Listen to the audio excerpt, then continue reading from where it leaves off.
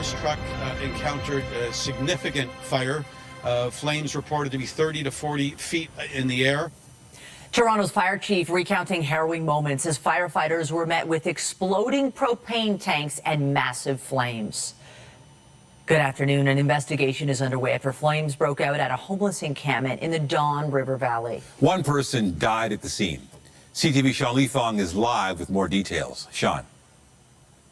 Well, Nathan and Michelle, you can see the parking lot I'm standing in right now where the tree line is behind me. Now, the ravine where this actually happened is significantly down from where we are right now. What we've been told by fire investigators is that this fire started at about 4:30 this morning. That's when they got the call. Crews arrived to find flames as high as 30 or 40 feet in the air, and they quickly called for more units because there was significant risk. Once they had knocked down the fire, they say they found one person dead, and they found significant number of structures. There were wooden structures. There was also propane tanks and compressed gas. They said there was a number of e-bikes in the area as well, as we have an overhead look from our chopper that shows just how big this encampment was. Now, Fire Chief Jim Jessup talked this morning about how this was a significant risk to the firefighters when they go to these encampments because of the issues they deal with, like the compressed gas and propane tanks that could arise. So they said they went in cautiously but knocked down the fire very quickly, and he told us where it stands right now.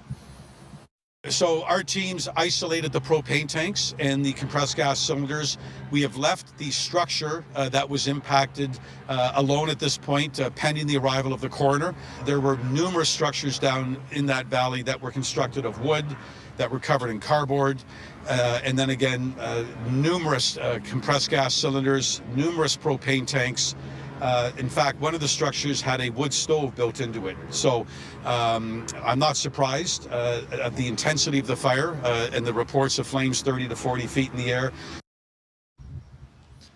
Now, where we're standing is near Eglinton Avenue East and Credit Union Drive. Now, the fire officials had said they'd actually been to this area before. Their outreach plans had been here to try and talk to the people who were living in the area. Now, they hadn't said how many people were in the area, but they said that fire crews actually encountered some of their educational information about how to do safe cooking in the area, hoping that people would mitigate the amount of possible damage that could be done or possible risk of fire. But unfortunately, we know that this caught fire and they'll be investigating for some time. The Ontario Fire Marshal's Office investigators are here, as are Toronto Fire investigators, and the coroner has attended the scene. Reporting live, I'm Sean Leithong. Nathan Michelle, send it back to you.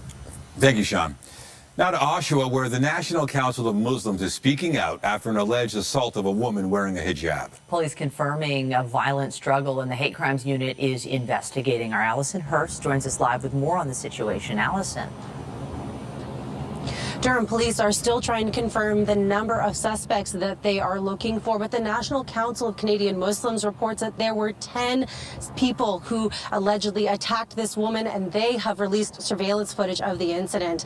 We can show that to you now, as you can see a group of people closing in behind the counter and a few others reaching over. This happened yesterday around 12:30 in the afternoon inside a Pizza here in Oshawa. Police say it appears it was a group of young people. They say one suspect jumped over the counter to attempt to take something, and then the violent struggle ensued and assaulted the victim, ripping off her hijab. The police say their hate crime unit is involved in the investigation, but the NCCM is calling for more action.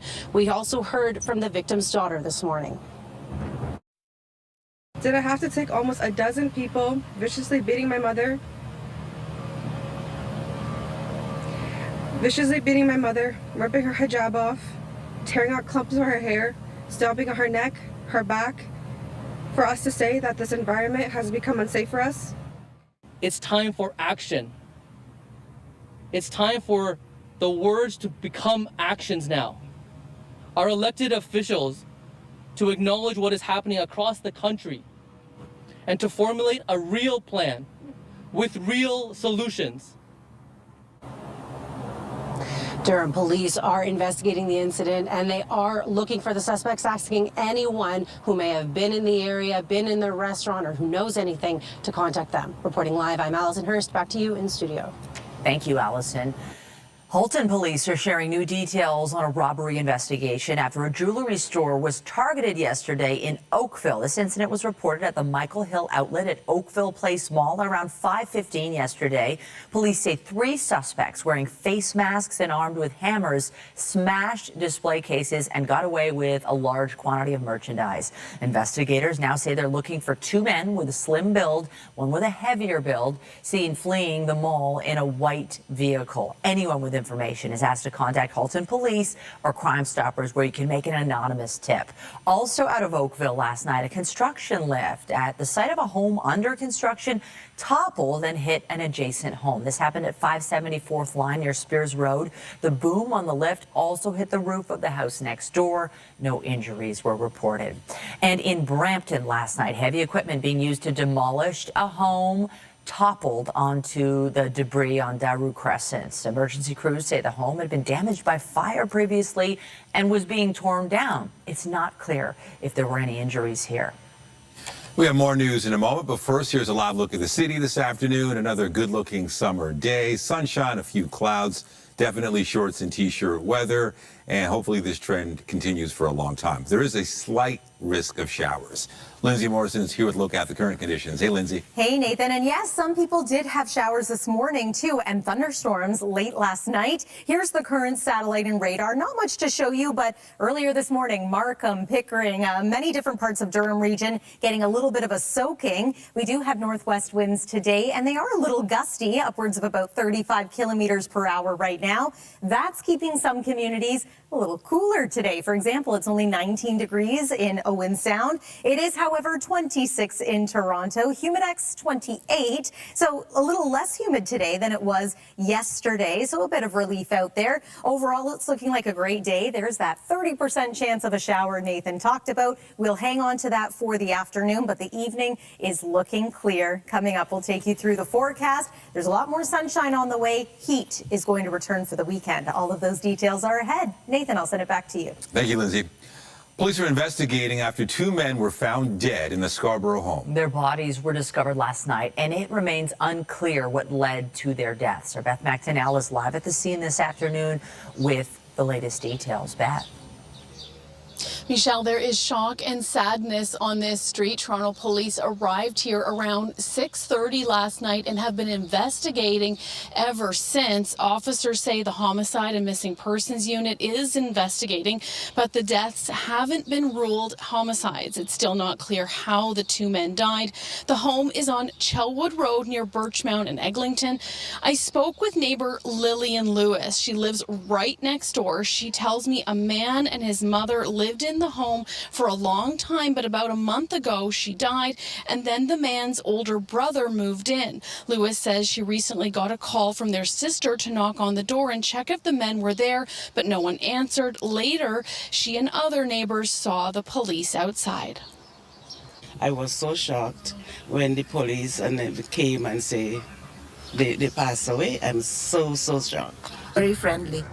Very friendly. I've known him like maybe 15 years, or because I live in the area 20 years now. So we greet each other in the morning when I, walk the dog. Yeah. It's sad. It's really sad to hear something like this. My neighbor, it's not good. Officers say the 2 men were 62 years old and 67 years old. Police have not said the relationship of the 2 men. Reporting live, I'm Beth McDonnell. Nathan and Michelle, back to you. Thank you, Beth. We turn now to an update on the investigation into a sexual assault in High Park last month. It's alleged a woman in her 60s was dragged into a wooded area of the park and assaulted. Today, Toronto police announcing a man has been arrested, but they're concerned there may be more victims. CTV's John Musselman joins us now with the very latest on the arrest. John.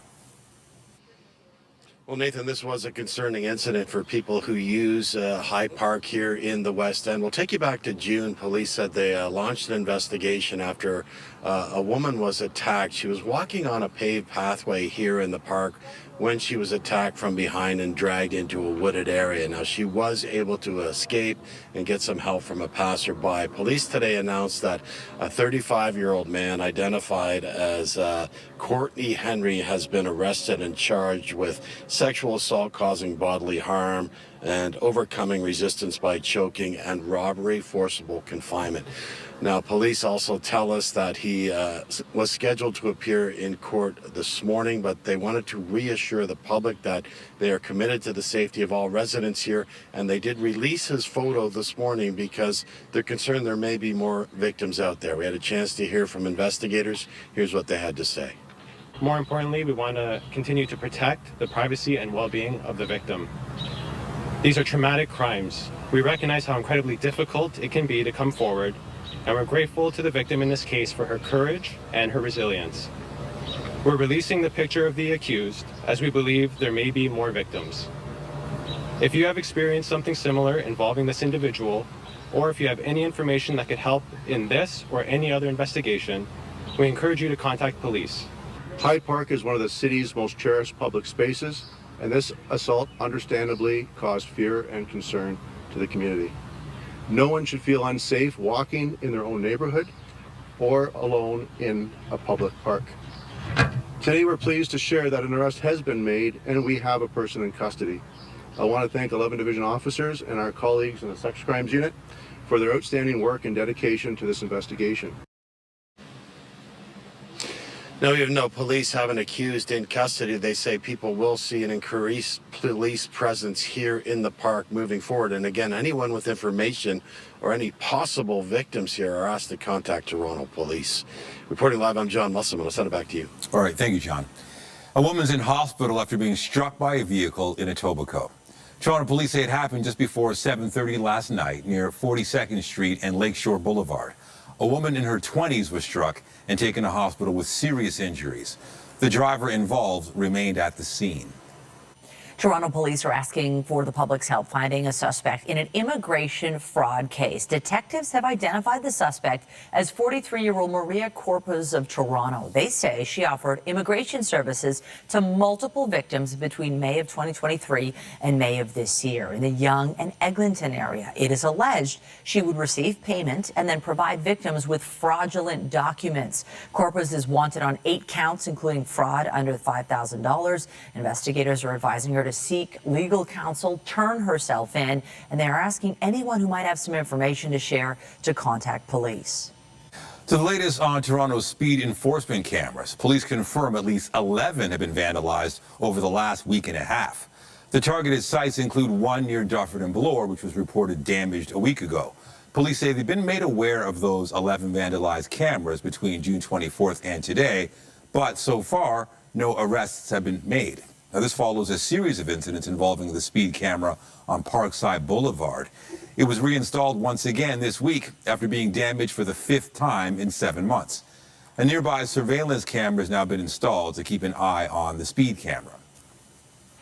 Thousands of dollars stolen in mere seconds. Police are warning business owners to protect themselves as thieves appear to be targeting small businesses with PIN pad refund thefts. CTV's John Woodward spoke to some recent victims in this exclusive report.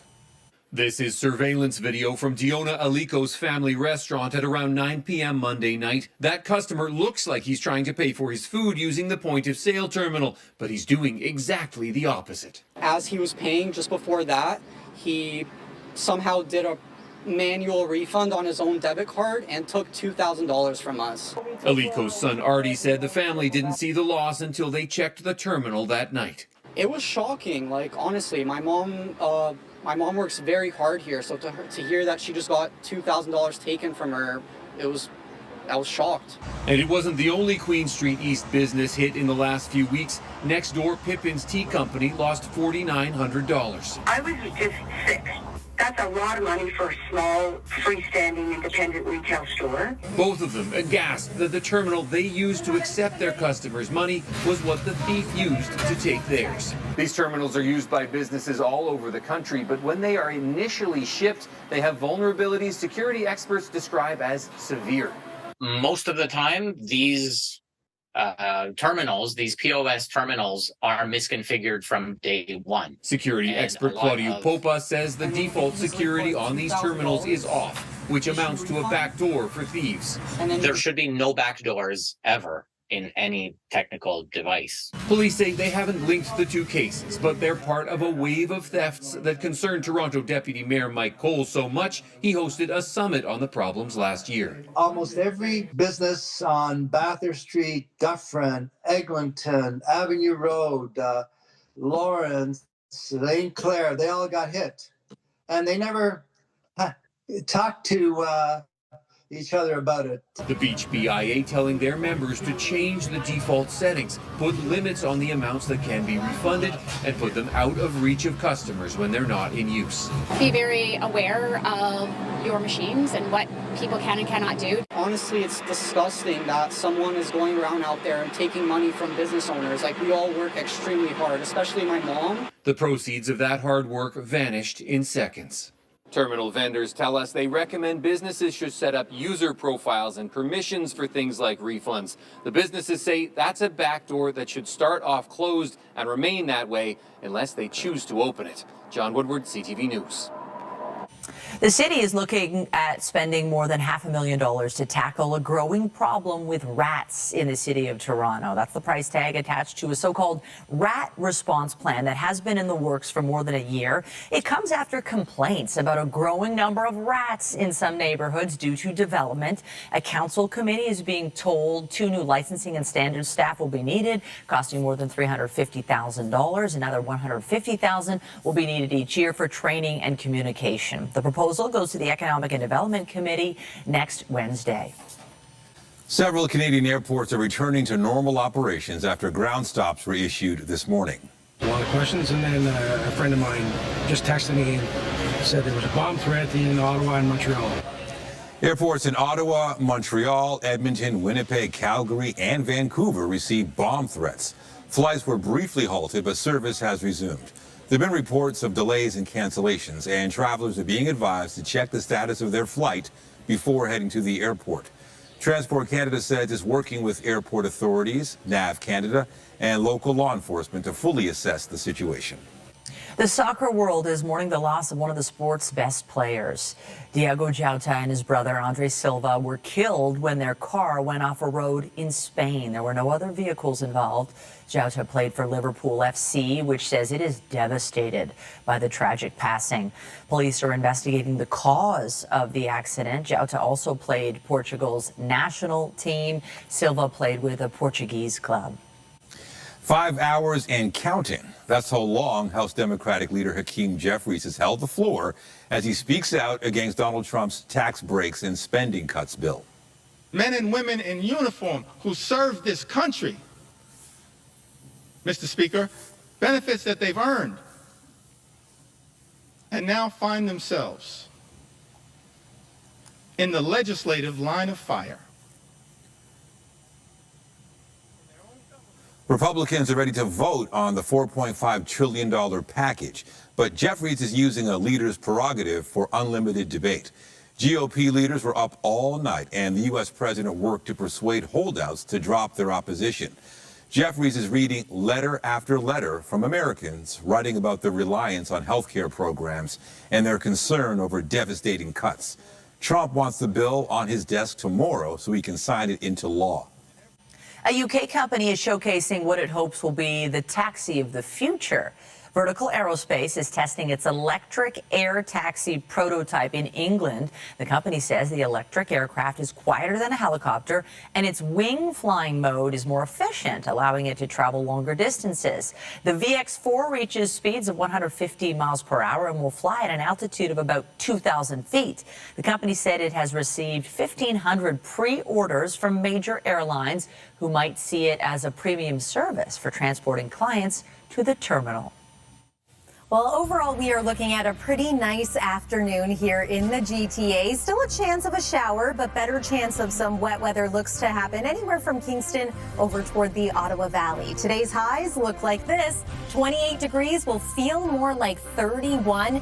but at least it's not feeling like the mid-30s like it was yesterday. So a little less in the way of humidity, some sunshine and northwesterly winds. Here's what's coming for the weekend, though. Another ridge of high pressure and a bit of a heat dome forming over southern Ontario. We're talking temperatures in the low 30s, feeling closer to 40 for both Saturday, Sunday. And then we're going to return to seasonal or slightly below at times for next week. We also have some wet weather to talk about when it comes to the weekend and the early part of next week. Stay with us. Your 7-day forecast is coming up here on CTV News at noon.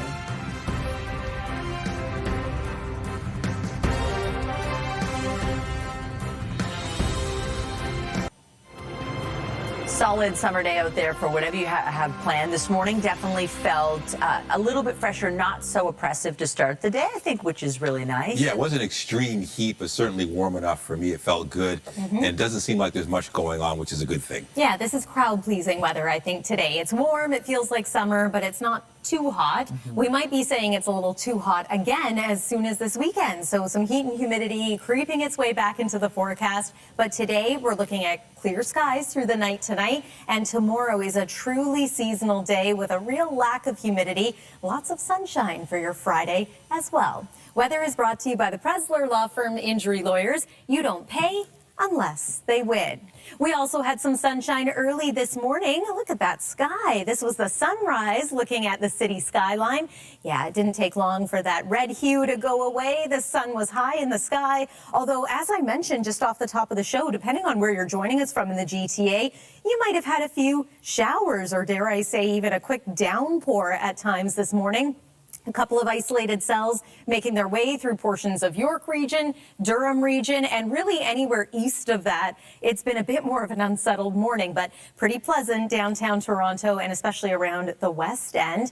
I want to talk a little bit about Hurricane Flossie just before we get to your local forecast. We touched upon this yesterday. It's still swirling. It's about to become a post-tropical low. It's a tropical storm right now, and it is no longer a threat to land. We're going to say goodbye to Flossie through the rest of the day today.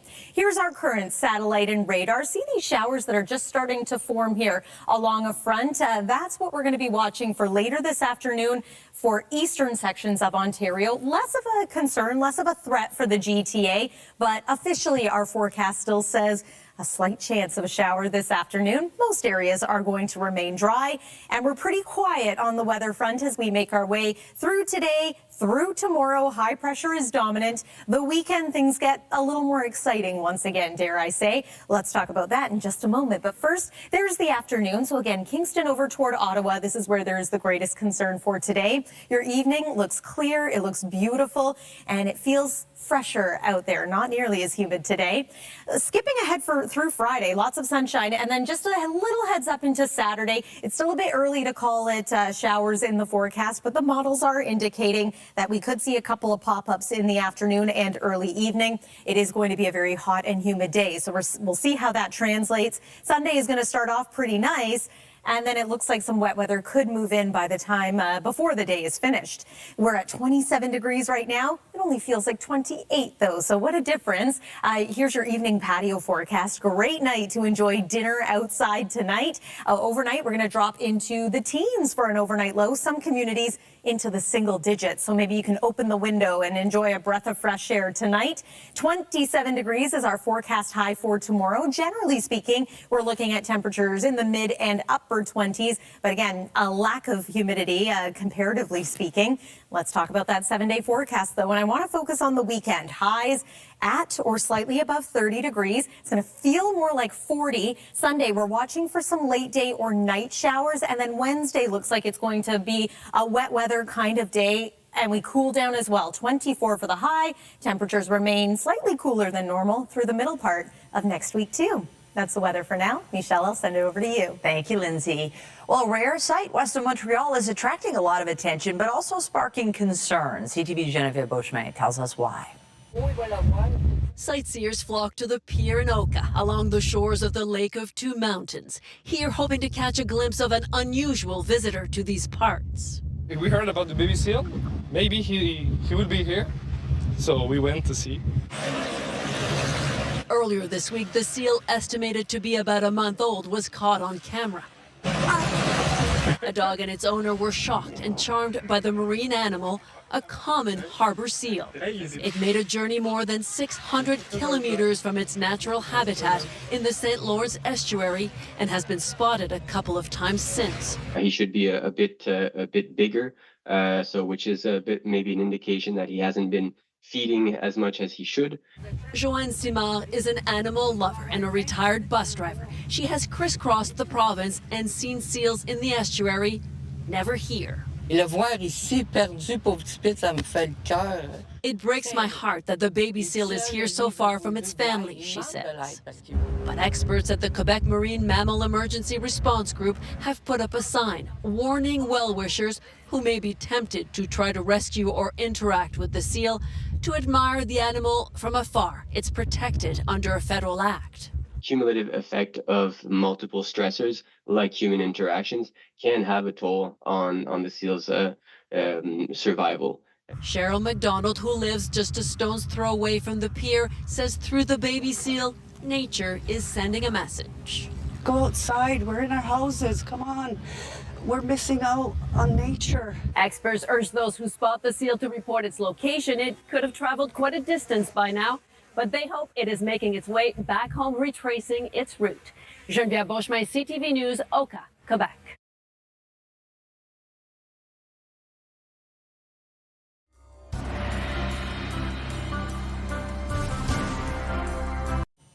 Poor air quality worsened by Canadian wildfires is having an effect not just on our breathing, but also our hearts. Our health reporter Pauline Chan has a look at new research from Toronto.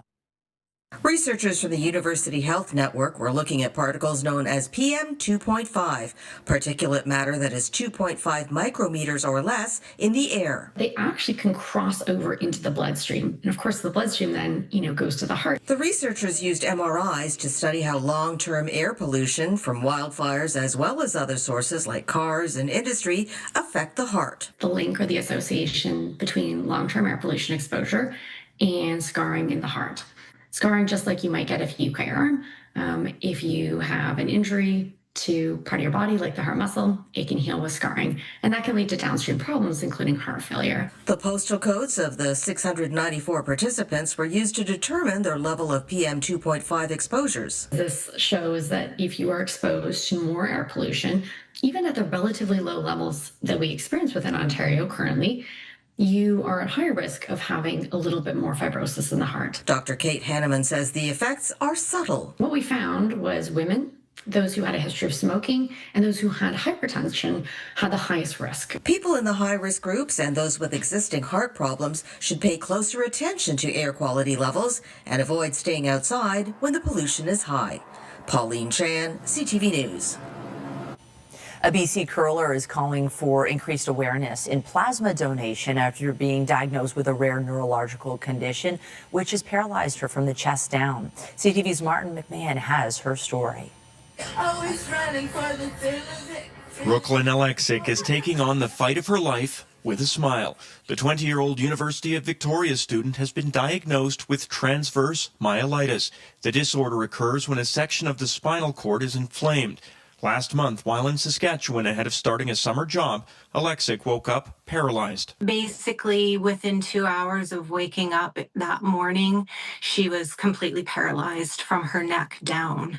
Alexic grew up in Abbotsford and is the daughter of well-known curler Shannon Jonice, who has competed in the Scotties Tournament of Hearts 5 times. She has a huge circle of friends. She's a ray of light in everybody's life. She's positive. She's a fighter, and Brooklyn thrives academically. She's going to UVic to be a elementary school teacher. Alexic has had her own fame as well, appearing in the 2024 documentary Curl Power, which followed her Maple Ridge-based curling team. The film was screened in theaters across Canada, tracking the ups and downs of the team as the girls push to compete in the Canadian Junior Curling Championships. No crying now. We have so many more games to go. Alexic's former curling coach has started a GoFundMe, which has raised tens of thousands of dollars in support and hopes to raise more. But beyond money, what Alexic and others with her condition really need is for people to donate plasma. At the end of this week, she will have had 14 plasma exchanges, and each plasma exchange takes approximately almost 13 donors to provide enough plasma for one exchange. And Brooke will have had 14, and that totals 175 donors. So Brooke, it's really important to her. The family is hopeful Alexic will travel back to the Lower Mainland by next week, with the goal of one day being able to curl again. Martin McMahon, CTV News, Vancouver. The province has announced a new funding boost as part of its push to support health care at long-term care homes. The province is committing an additional $35 million for its Local Priorities Fund. The initiative was launched in 2022 with a goal of providing long-term care homes with specialized equipment, services, and staff training. The Ministry of Long-Term Care says the objective is to enable those homes to admit new residents with specialized needs and to support existing residents with complex medical needs. The province says the fund supported more than 900 projects over the last year, including an effort from Women's College Hospital and the Centre for Quality Improvement and Patient Safety to prevent avoidable emergency department visits. Well, we may be right in the middle of barbecue season, but a new study suggests you should think twice before asking for a hot dog. U.S. and U.K. researchers analyzed data from more than 60 previous studies on the relationship between diet and the risk of common major diseases. Looking at processed meats, they found people who ate as little as one hot dog a day had noticeable increases in their risk of type 2 diabetes and colorectal cancer compared to those who didn't eat any. The authors say their findings show there is no safe amount of processed meat to eat. The study was published in Nature Medicine and also outlined elevated risks from sugar-sweetened beverages and trans fatty acids. Health Canada wants to help you make healthier choices if you've been in the grocery store. Now, lately, you may have noticed front-of-package labels that make certain ingredients more visible to consumers. CTV's Jonathan McInnes explains some manufacturers have already implemented the new look. Some nutritional information is migrating from the back of food packaging to the front. No manufacturers want these labels on their package, so they're reformulating, and we're likely to have access to healthier products moving forward. The labeling is a directive from Health Canada. But we know it's highlighting sodium, sugars, and saturated fat, which is really important for the consumer to know because it increases our risk of chronic disease. Front of the package labeling is needed if the product exceeds 15% of the recommended daily intake of those ingredients.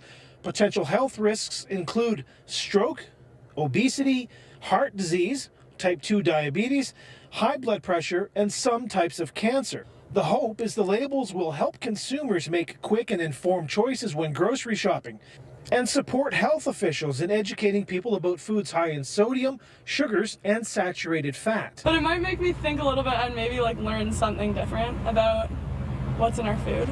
That's perfect, according to dietitian Lori Barker-Jackman, who says avoiding labeled foods isn't reasonable or necessary. It's okay to choose foods that have a front of package label sometimes. It's making sure we don't choose foods that are high in sodium, sugars, or saturated fat all of the time. For Sylvain Charlebois, the labeling program is a positive one. Still, he has concerns. If you are reducing the amount of sodium, sugar, or fat, are you replacing that with something else that may not be desirable? The labels are mandatory for prepackaged foods, with some exceptions like plain milk, plain yogurt, and cheese because they contain calcium. Food manufacturers have until January 1st of next year to fully implement the labeling system. Jonathan McInnes, CTV News, Halifax. Canadian music legend Joni Mitchell has added another honor to her impressive resume. Summertime, and living is easy. The Royal Canadian Geographical Society awarded Mitchell a gold medal for her cultural contributions. The society says Mitchell's music has painted emotional landscapes for generations and that her work speaks to the soul of Canada.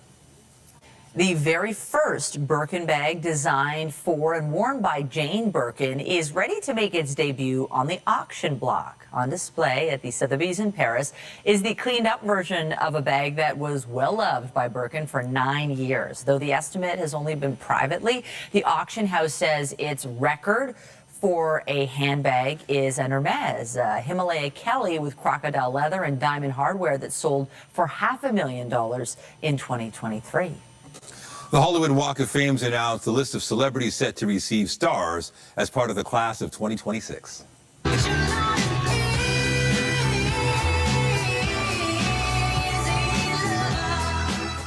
Not long after releasing her album Something Beautiful, Miley Cyrus was named as an honoree, something she said feels like a dream. Josh Brogan and Bone Thugs and Harmony are also among the musical honorees. Timothy Chalamet, Emily Blunt, Demi Moore, and Molly Ringwald are among the film actors on the list. And Sarah Michelle Gellar, Gordon Ramsay, and Noah Weil are some of the TV stars being honored as well. Get Toronto's top stories, breaking news alerts, and watch live. Download the CTV News app. New legislation aimed at making sure gig workers make at least minimum wage has now kicked in. But rideshare drivers say it doesn't come close to providing a minimum wage. Raffle Rowe's been an Uber driver for 9 years, and he says the gig has gotten harder. We are at the bottom. We are barely making it as time goes by. With so many drivers, he says there are long waits between rides. 25, 40 minutes, it varies from time to time. Those wait times are not covered under the province's new legislation. The Digital Platform Workers' Rights Act requires companies pay workers minimum wage, $17.20 an hour, but only when they're engaged for a ride or delivery. The gig kind of companies largely got what they wanted out of this legislation. The legislation allows workers to file complaints with the ministry and includes fines. For corporations, $15,000 for first offense and up to $50,000 for a third or subsequent offense within 3 years. For individuals, it's $250 for the first offense and up to $1,000 for repeated violations. The government has always been in a position to proactively deal with gig companies, and they haven't done so. The Ministry of Labor, Immigration, Training and Skills Development states it's the first legislation of its kind to establish new enforceable rights and core protections. But advocates say it's missed the mark, having also not dealt with algorithm pricing and pay. Uber has introduced something called upfront fares, upfront pricing, and these fares are determined by Uber's algorithms. And what that does is it basically creates a black box, and no one has any idea of how these fares and how wages and pay are being determined. For Rowe, the legislation should have gone further. Most of us who is doing this type of work here are the guys that are left behind. We can't get another job. Nobody's going to hire minorities. When you look and see people who are really doing the gig workers are just minority people. It took effect on July 1st. Well, almost 90% of Canadians use e-transfers to send money, with more than 1 billion transactions happening each year. Sending money this way is considered very safe, but criminals are finding ways to hack into email accounts to steal your money.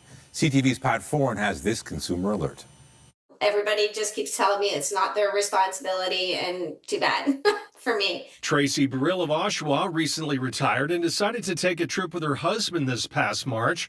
A person in Saskatchewan had a condo for rent in Mexico and asked Burrill to send her almost $3,500.